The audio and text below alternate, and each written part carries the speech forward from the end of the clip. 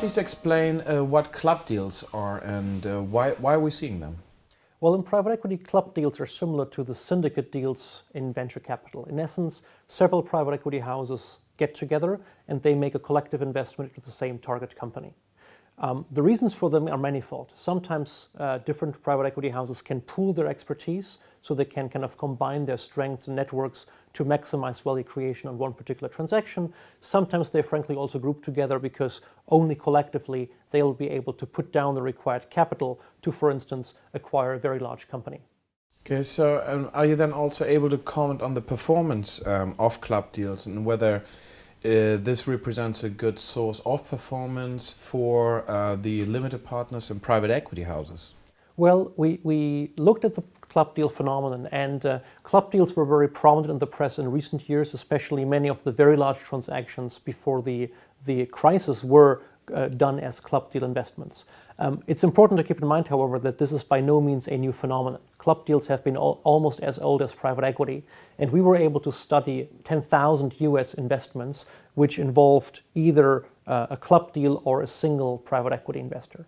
We find indeed that club deals seem to function better in the sense that the likelihood of a successful exit after a typical 4 or 5 year horizon is increased by almost 30% for club deal transactions. So there seemed to be some benefit indeed of this pooling of competences between the different private equity houses.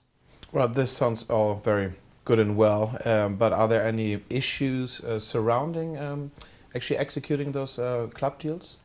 Absolutely there are. One of the fundamental criticisms comes often from the fact that, first and foremost, a limited partner looking for diversification by allocating money to different private equity funds doesn't like to see those private equity funds get together and pool capital to the single investment, because that undoes the benefit of diversification that the LP has been looking for initially.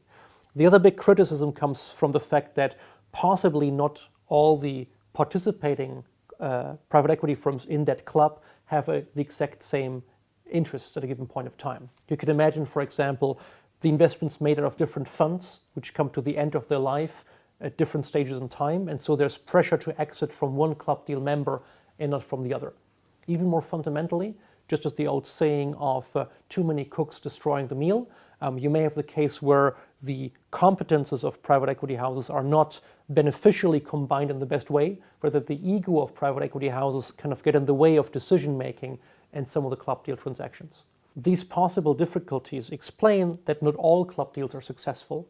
In particular, the previously described average general impact of being a club deal disappears if you look at the largest transactions. So the data is still not there yet for many of the club deals from the 2000s, but historically, relatively, the largest investments were not necessarily the best club deal investments.